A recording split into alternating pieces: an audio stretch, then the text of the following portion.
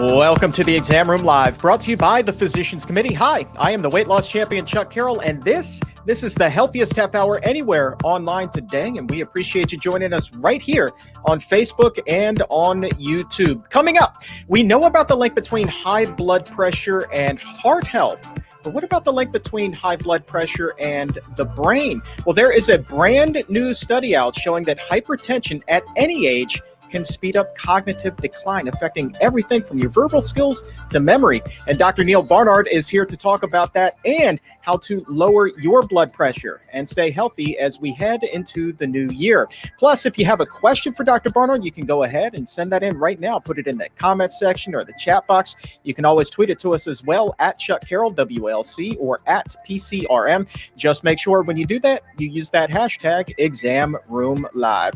Also today, do you want to be a fabulous vegan in 2021? Of course you do. And a new book is showing us exactly how to do that. That book's author, Jasmin Singer, is here with us on the program today. The book, The VegNews Guide to Being a Fabulous Vegan. Look good, feel good, and do good in just 30 days. 30 days. Be fabulous in 2021. That's all it takes. Can't wait to dive into that with Jasmin in just a little bit. But we begin with the new study on high blood pressure and your mind. Elevated blood pressure speeds up rapid cognitive decline. We don't want to do that. We want to slow it down. It affects everything from your memory to the verbal skills, as we said, and it's at any age. Now, here's why this is important. I'm going to dive into this with Dr. Neal Barnard, is that nearly half of all adults in the U.S. now have blood pressure of 130/80 or higher. That qualifies as hypertension, but only a quarter of those people have their blood pressure under control.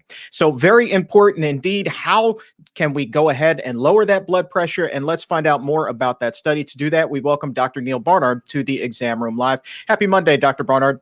Hi there, Chuck. This is a really interesting study that came across my desk just this morning. As a matter of fact, I sent you an email right away. I was like, we have to talk about this. Because we talk an awful lot about many of the effects of hypertension, but we don't really talk about how that can affect the mind per se. So what did we find in this study? Yeah, let me first back up. Let me share my screen because I want to make sure we're all on the same page about what we're talking about. Hypertension means that there's too much pressure in your arteries. So the blood is going out to your brain and to your heart and to your other organs, but it's under too much pressure. And you gave a figure 130/80, and that was quoted in the article. I think it's too generous. I'm going to say that our target ought to be 120/80. And what those numbers mean, the 120 is what we call systolic blood pressure. That's the pressure when your heart is beating. So the heart squeezes down, and when it squeezes down and it hits a higher pressure up to 120, that's systolic. Then the heart relaxes.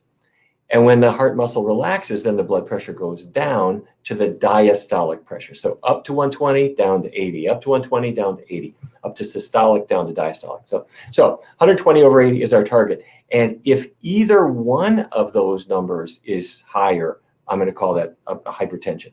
So maybe your diastolic's okay, but your systolic is not good. You want them both down below this target. Okay, so why do we care?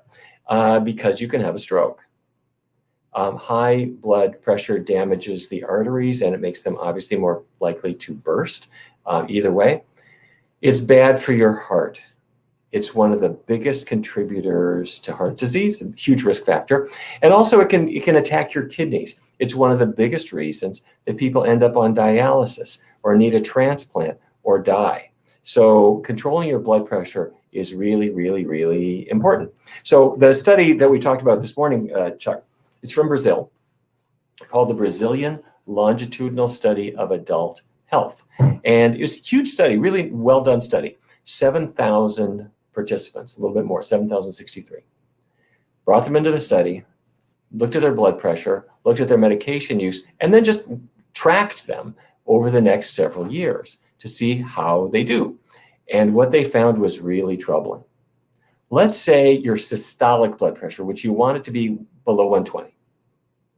Let's say it was 121 or 130, anywhere between 121, 139. Or your diastolic, which I want below 80. Let's say it was 81. or up to 89. In either case, you saw more rapid cognitive decline in these people. Now, this is not severe hypertension. This is what you'd call pretty mild. And as you said in the introduction, Chuck, really, really common. But either way, you could sort out cognitive decline. But Chuck, here's the thing that was most intriguing about this study. It didn't really matter if you had high blood pressure for a long time, like 30 years, or you had it for 6 months. Either way, it does damage. And so it can be controlled by medication, it can be controlled by diet, sometimes it does both, but you do not want to be hammering the brain with too much pressure. So Chuck, if you don't mind, can I just kind of walk you through what to do about it? It was just really important. Everybody knows, and we've been through this before, but I just want to make sure that everyone knows. Number one, everyone knows for blood pressure, control your salt. Good idea. Plants don't have much salt. Look, an orange, an apple, brown rice, this is trivial amounts of salt until you add it in processing. So you take a potato, cut it into potato chips, fry it, and then throw a whole bunch of salt on before it goes in the bag. And you're talking about now it's a high sodium food. But cheese is really high in sodium, all cheeses. The sodium is added in the cheese production process. So it's one of the biggest sources of sodium in the diet. But it's not just sodium, there's more to it. Grease raises blood pressure. So greasy meat or gravy or cheese, it causes your blood to become viscous, thick, greasy blood. And it takes your heart more, your heart needs more effort to push that blood along. But if your heart is more, or if your blood is more watery, less viscous, it doesn't require that much pressure to make it flow. So high sodium foods, greasy foods, they both raise your blood pressure. And the DASH study back in 1997 brought in a group of people, and they did two things. First thing was they increased vegetables and fruits, and the second thing was they reduced meat and fat. And what you see here is systolic blood pressure. The top line is people who didn't make any changes, nothing happened. The middle line is people who only increased vegetables and fruits. That's all they did. But that swaps sodium for potassium, which is in vegetables and fruits. That lowers your blood pressure. But that third line is where you get the best of both worlds. You're increasing vegetables and fruits and bringing the meat and fat down, and so everything gets better. And this is diastolic, same pattern. But the cool thing about the DASH study when it came out was how fast this change occurs. It was an 8-week study, but the change occurred in 2 weeks' time. So you got high blood pressure now, you don't want to live that way. Go to a completely low-fat, plant-based diet and limit sodium. Your blood pressure is going to come down. It's going to come down fairly fast. So plant-based foods, limit the sodium, do exercise. That really helps your blood pressure a lot. And obviously be careful about alcohol, and tobacco is out the door. So that's it. If you're asking, okay, great, if I do these things, I could throw my medicines away, right? No, don't do that. Do that with medical supervision, because high blood pressure can kill you. If you're on a high antihypertensive, talk with your caregiver about how and when to get off of it. And many people do, but you must do it under medical supervision because you don't want to do it too soon or too late. All right, that's what we got. Thanks, Chuck. I want to go back to the study that came out this morning. Obviously, we've talked ad nauseum here at the Physicians Committee about the benefits of the plant-based diet and how that can help reverse the effects of heart disease and diabetes. This was only a 4-year study, and it is hot off of the press. So I'm assuming we don't know yet whether lowering the blood pressure can reverse some of the damage that was done, or is it your understanding that whatever is done is permanent, and that's why it's really critical to clean up your diet and clean it up today? In this study, they did show that if you have high blood pressure and you get it under control, most people do it with medication, but you can do it with diet, that will bring the risk down to a degree. But on the other hand, what you're really doing is you're stopping further damage. And your question, Chuck, is a great one. Can I undo some damage that was already done? We don't know. My best guess is that if that damage is very mild, that maybe some of it can be undone. The brain has ways of rewiring around things. So if you see a person who's had a mild stroke, over time, there is some substantial recovery in many cases. However, you don't want to count on that. And there are plenty of cases of damage to the brain tissue where once it's gone, it really is gone. And with that in mind, the thing that I take away from this study the most is that we're talking about the damage being done really for anybody who has high blood pressure at any age. It's not just, well, I can let this happen now and I'll make up for it later. It's like, no, whether you're 40 years old, 50 years old, 30 years old, it doesn't matter. Like, now is the time to get this under control. Absolutely, Chuck. And in fact, it's not just blood pressure. There was a study on high cholesterol levels. And if you have a very high cholesterol level, it can double the risk of Alzheimer's disease later in life. But the high cholesterol levels, a study that looked at this was done at Kaiser. 10,000 participants, great study. High cholesterol levels predicted Alzheimer's disease. But the cholesterol levels that they measured were when the participants were about 40 years old. So, how many people say, well, I've got time to get myself together, and hopefully between now and the time I retire, I'll be on a healthier diet, I'll knock off the weight, I'll get my numbers better. The damage is happening right now. And in fact, Chuck, you see, these are lifelong conditions. You could to take the extreme case, take a baby on day one of life. That baby has been born. This is Michael Skilton's work in Australia. They did ultrasounds on the artery walls, the aortic wall of the babies at birth. And if mom was on a not very healthy diet and she's gaining too much weight, and then you measure the artery walls of the baby, they're already starting to be affected. You're having arterial thickening in utero. So this is not some process that waits until you're 65. It's a lifelong dynamic process. And so all your life, you want to be treating it well. Think of it, if you got a car, you're not going to destroy your car. And then when it's about 17 years old, you're going to drive it well and change the oil and so forth. The damage you do now is something you're going to pay for later, and your body's like that. Last question before we open up the doctor's mailbag. We spoke as recently as last week on the show about how high cholesterol is primarily driven by diet and lifestyle, but there is, for some people, this genetic factor that seems to, no matter what they really do, increase that level of cholesterol. Does the same thing hold true where the vast majority of hypertensive cases are brought on by diet and lifestyle? And how much of this is actually genetic driven? They are. Diet and lifestyle is the big thing here. However, even in cases where there is a genetic component, what is that genetic component? It doesn't just mean genetically you're going to have hypertension. What it can mean, for example, is that you might genetically be especially susceptible to the effects of salt. So let's say you're just not eating a lot of sodium. You're never having cheese. You're not adding salt to things. Your blood pressure is fine. But if you got the gene and you eat extra salt, then your blood pressure goes up. Your friend who doesn't have the gene, they eat more salt and nothing much happens. In either case, if you keep your salt low, your blood pressure stays low, even if you're at genetic risk in that sense. All right, let's go ahead and open up the doctor's mailbag. And Darlene, clearly, Dr. Barnard, watching your presentation, saw you list off the sodium content being lower in plants, but she's got a question in particular that I think is pretty interesting. A lot of people may be wondering. Darlene wrote in, wants to know, can the sodium that is found naturally in plants such as seaweed and kelp cause high blood pressure, just like the salt that has been added to food? Yeah, sodium is sodium. It doesn't matter. There's no such thing as animal sodium or plant sodium. Either way, it is.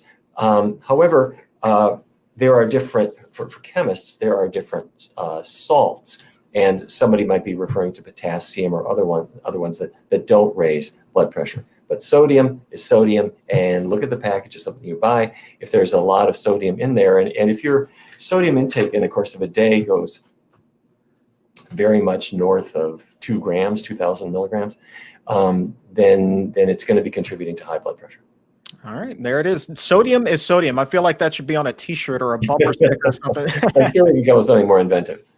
All right, Dr. Neal Barnard, thank you so very much, my friend. Thank you, John. If we didn't get to your question today, we will save it and do our best to try to get you an answer on an upcoming episode. So go ahead, keep on posting it in the comments section or tweet it to us at Chuck Carroll, WLC, at PCRM. Just make sure that you use that hashtag ExamRoomLive. Let's move on now. Every year around January 1st, maybe a little bit before, maybe a little bit after, bottom line, every new year, tens of millions of Americans will do their best to clean up their diet. They're going to change it. And it's not always for health. It could be for environmental reasons. It could be for animal rights reasons. It could be for any number of reasons. And many this year will be giving a vegan diet a try for the very first time. This is so exciting, seeing how many more people are doing this. But a lot of us still, they don't know where in the world to begin with this thing. Well, there is a new book that is coming out tomorrow, as a matter of fact, that teaches you not just how to become vegan, but to do it fabulously.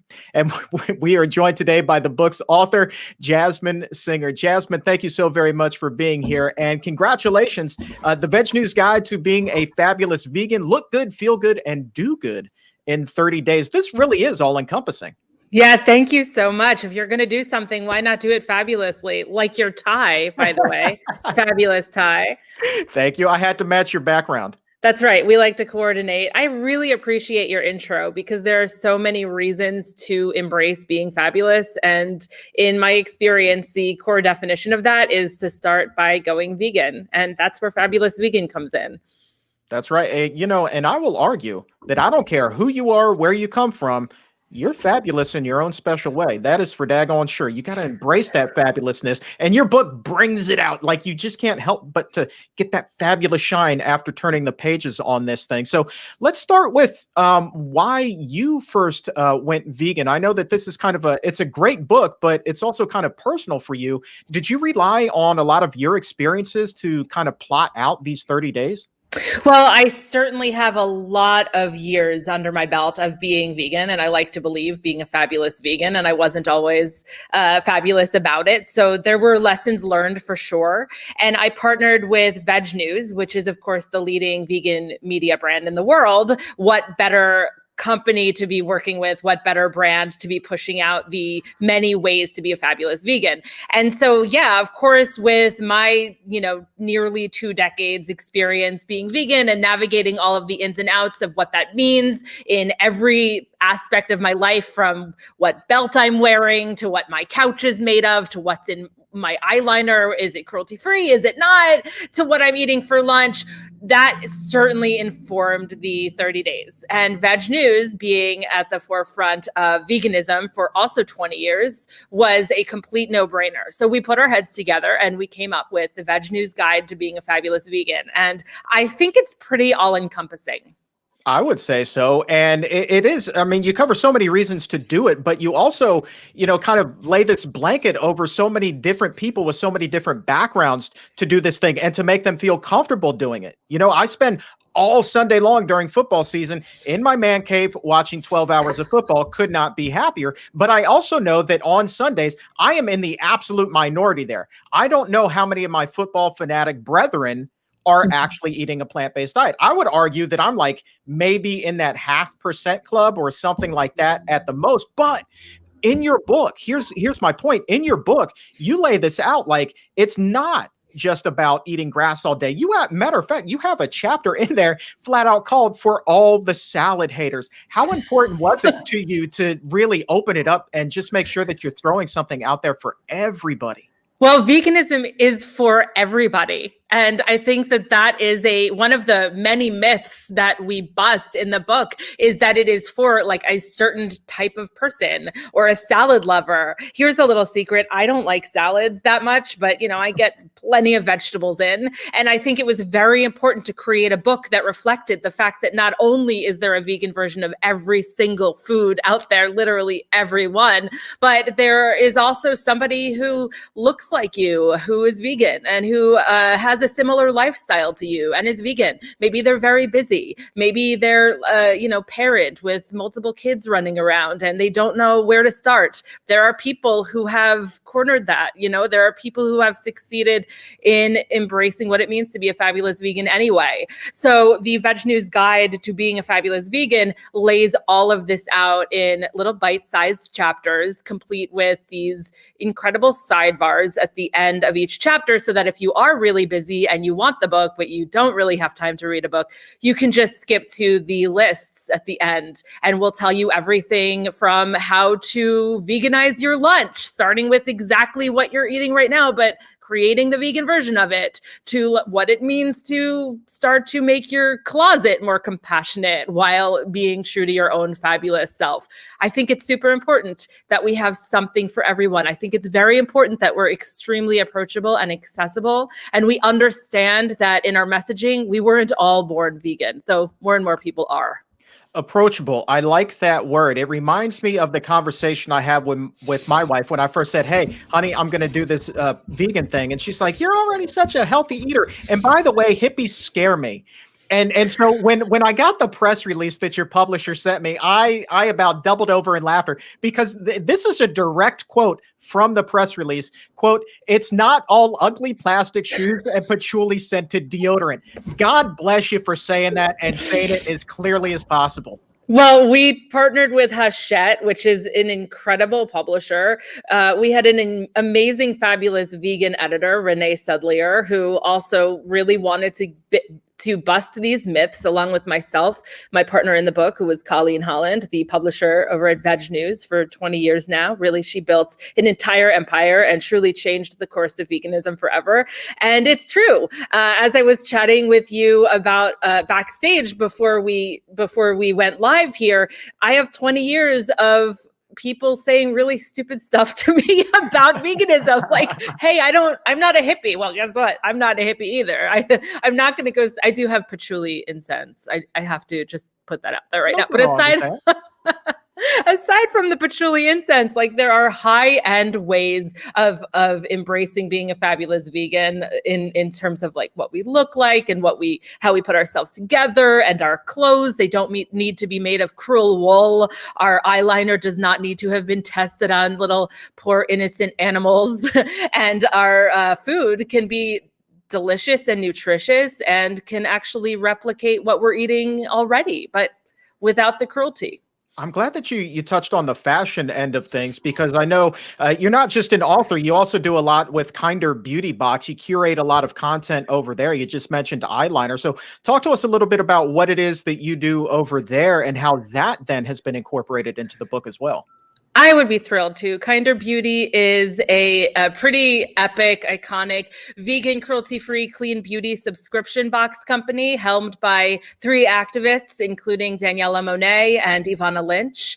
You might know who they are. They're actresses, influencers, and incredible animal advocates. They joined forces with Andrew Bernstein, who is also an incredible animal advocate and entrepreneur, and they wanted to mainstream cruelty-free, clean beauty. And so they started this really incredible company almost 2 years ago now. I'm very honored to be the VP of content over there, because we have a pretty robust and happening editorial platform over there. And we like to really get to the bottom of what it is people are concerned about and thinking about when it comes to cruelty-free beauty.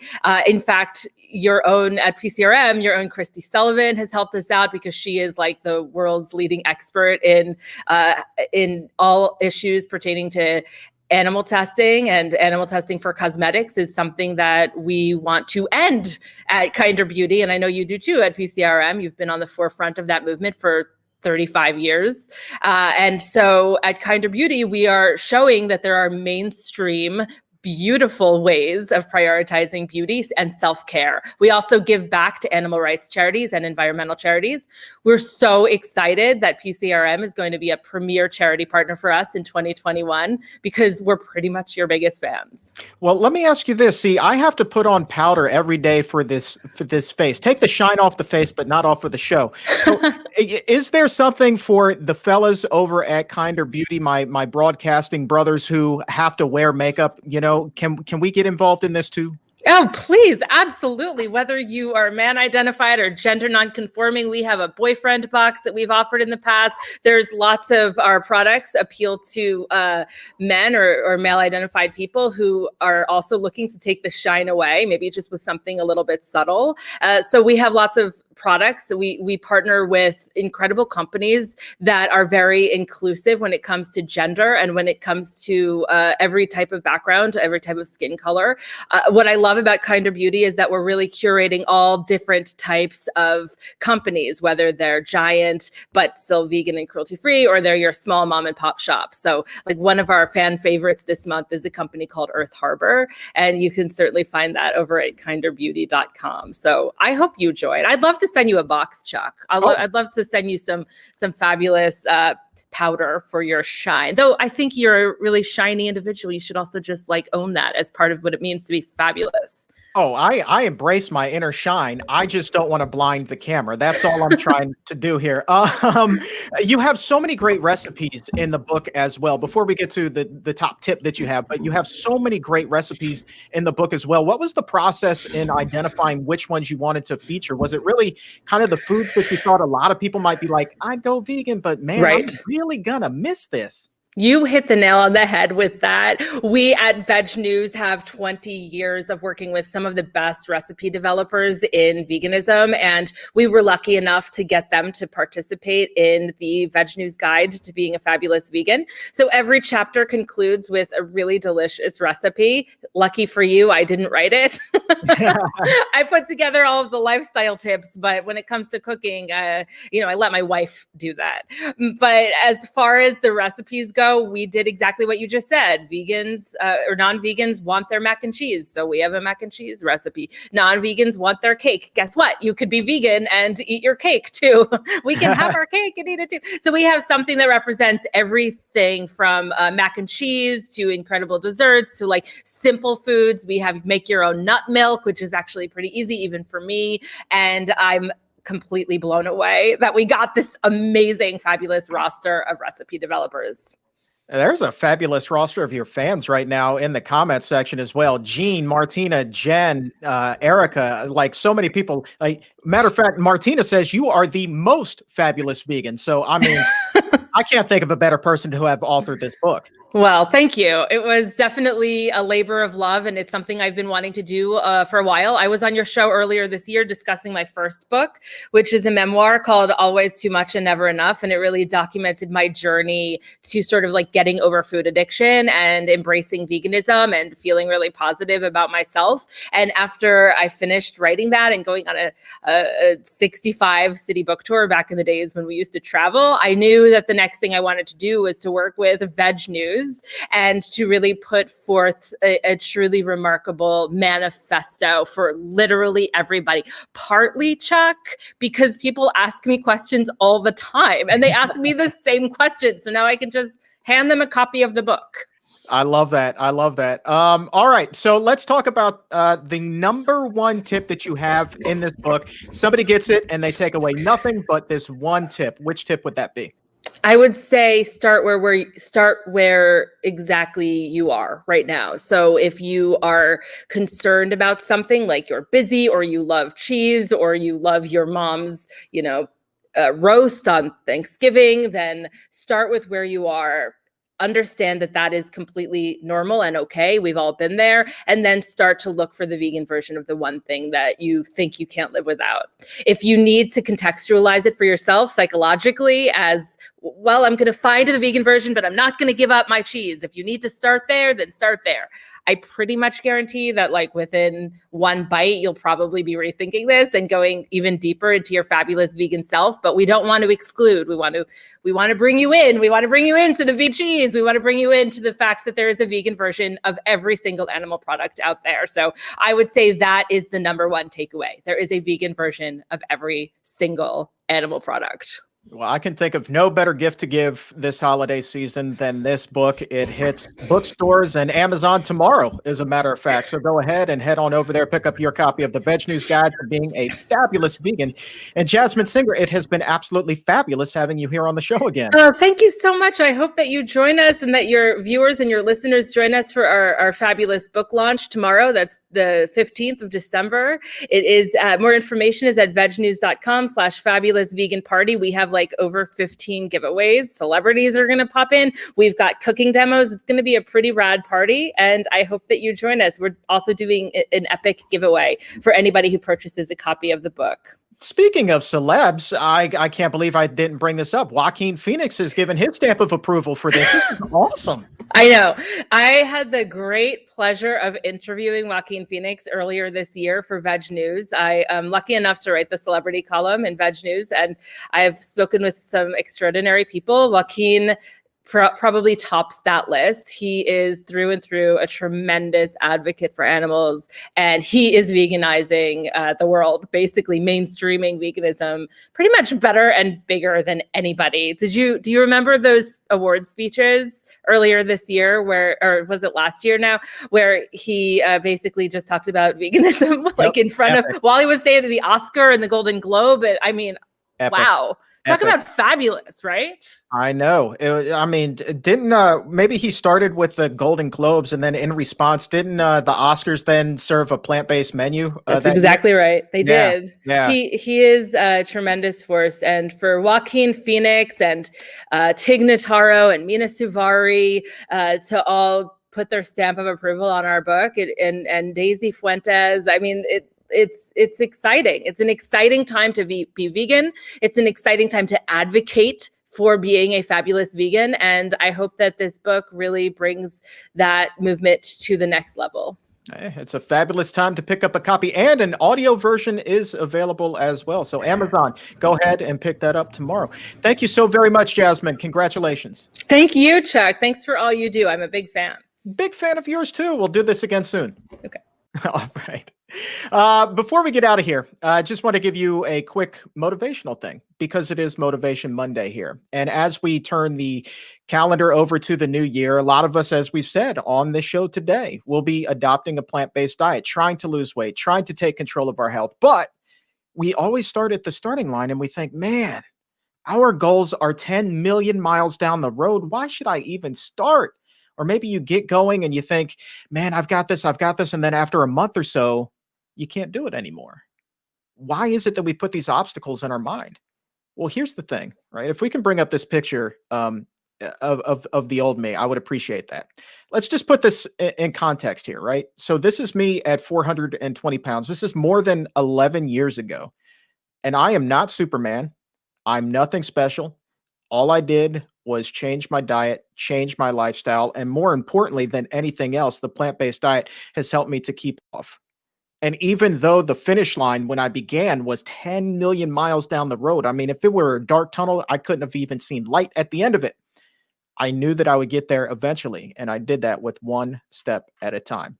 So I promise you, if you are trying to make a change in your life, no matter what that change is, you already have the internal fortitude to go ahead and do whatever it is that you need to accomplish.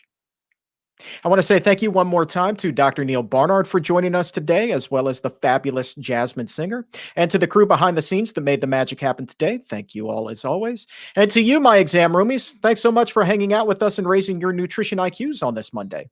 And for everyone here at the Physicians Committee, I am the weight loss champion, Chuck Carroll. We'll talk to you again tomorrow, but until then, stay safe, take a stand, and keep it plant-based.